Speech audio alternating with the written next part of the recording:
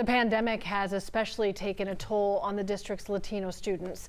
Their graduation rates already trailed their peers, and the district says the pandemic has created more obstacles.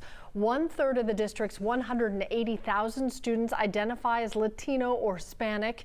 In 2018 and 2019, Latino students accounted for the lowest graduation rate in the district and the highest dropout rate compared to the rest of the student population. District officials point to language barriers and the fact that many Latino students are adapting to a new culture and educational system.